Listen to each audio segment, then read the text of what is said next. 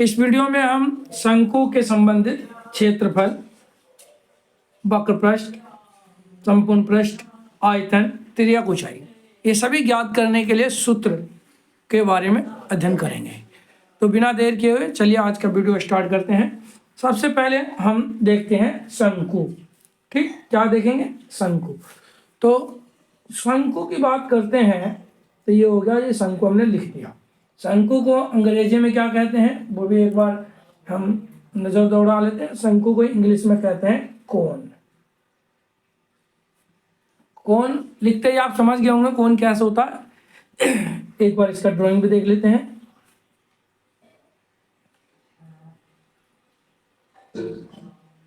ये बन गया आपका शंकु।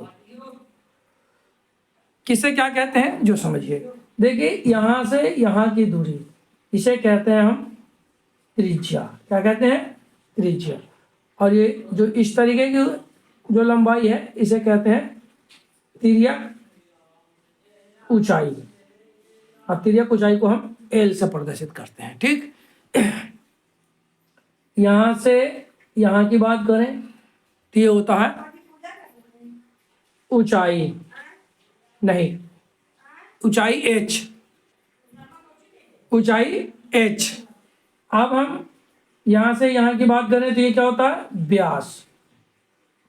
व्यास को d से प्रदर्शित करते हैं, त्रिज्या को r से प्रदर्शित करते हैं।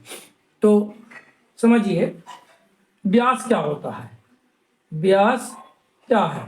तो व्यास होता है 2 गुने त्रिज्या। ठीक है, और त्रिज्या क्या हो जाएगा? त्रिज्या हो जाएगा 2 और नीचे 2 और ऊपर हो जाएगा व्यास, यानी व्यास का आधा होता है त्रिज्या। देखिए इसमें एक है तिर्यक ऊंचाई यानी एल। तो एल कैसे निकालते हैं? एल निकालने का सूत्र क्या होता है? यानी एल यानी कि तिर्यक ऊंचाई।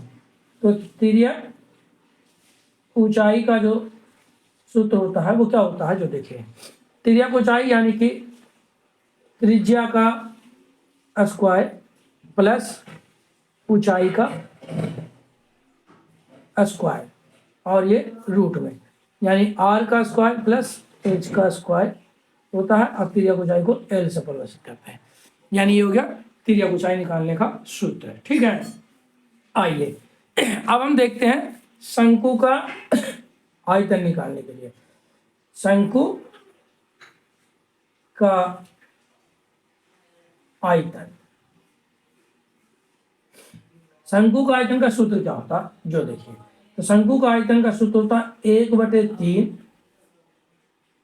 पाई आर स्क्वायर एच, जहां पे आर त्रिज्या है और एच ऊंचाई है। ठीक, अब आइए आगे शंकु का वक्र पृष्ठ। शंकु का वक्र पृष्ठ क्षेत्रफल का क्षेत्रफल। ठीक है, तो शंकु का वक्र पृष्ठ का क्षेत्रफल होता है 2 पाई आर एल, जहां पे एल क्या है? तिर्यक ऊंचाई है और आर त्रिज्या है। अब आइए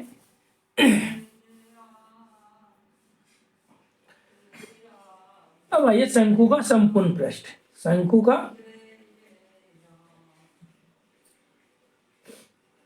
संपूर्ण पृष्ठ का क्षेत्रफल। देखिए संपूर्ण पृष्ठ में क्या होता है, ये वाला भी जगह जो होता है ना, इसे जो परिधि कहते हैं 2 पाई आर, ये भी हम ले लेते हैं। ठीक है, तो शंकु का संपूर्ण पृष्ठ का क्षेत्रफल होता है पाई आर और एल प्लस आर। ठीक है, अब हमने शंकु के बारे में जो है लगभग पढ़ लिए हैं। अब हम आगे चलेंगे गोले के ऊपर, है नहीं? किसके ऊपर? गोले के ऊपर। तो अब हम पढ़ेंगे गोला। ठीक है, गोला क्या होता है? गोले को जो है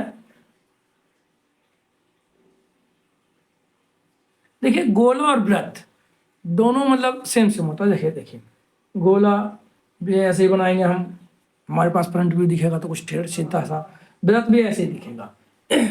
लेकिन गोले और वृत्त में अंतर क्या होता है, जो देखिए, जैसे आप देखिए गाड़ी का पहिया है नहीं, गाड़ी का पहिया है, गाड़ी का पहिया क्या है जी, वो है एक वृत्त, गाड़ी का पहिया क्या है, वृत्त है। और गेंद, फुटबॉल, ये जो हो गया ये गोला हो गया, ठीक। तो हम गोले का आयतन निकाल सकते हैं लेकिन वृत्त का आयतन नहीं निकालते हैं, ठीक है। तो आइए देखते हैं, ये गोला हो गया मान लिया जाए, तो यहाँ से यहाँ की जो दूरी होती है उसे हम त्रिज्या कहते हैं, ठीक है। और अगर हम इसे इधर भी मिला दें तो यहाँ से यहाँ के जो दूरी हो गया, ये क्या हो गया, ये हो गया व्यास, ठीक है। तो त्रिज्या और व्यास आप समझ गए, यहाँ से इधर की दूरी त्रिज्या और ये पूरा जो दूरी है ये व्यास। तो इसमें भी यही होगा, जो त्रिज्या होगा वो क्या होगा, व्यास का आधा हो जाएगा। व्यास को डी से प्रदर्शित करते हैं, यानी कि d/2। बात करें अगर हम त्रिज्या के, व्यास के, तो व्यास क्या होता है, जो व्यास होता है ना वो 2 गुने क्या हो जाएगा, त्रिज्या, यानी 2 × r, ठीक है। अब हम बात करते हैं गोले का आयतन निकालने के लिए। गोले का आयतन, ठीक, देखिए गोले का आयतन निकालने के लिए सूत्र होता है 4/3 और πr/3। r³ क्यों आ गया, क्योंकि उसमें ऊंचाई भी जो है वो क्या है, त्रिज्या ही है, तो ये हो गया πr/3 गोले का आयतन।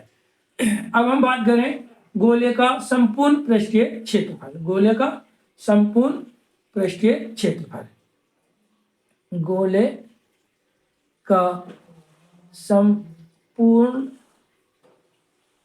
पृष्ठीय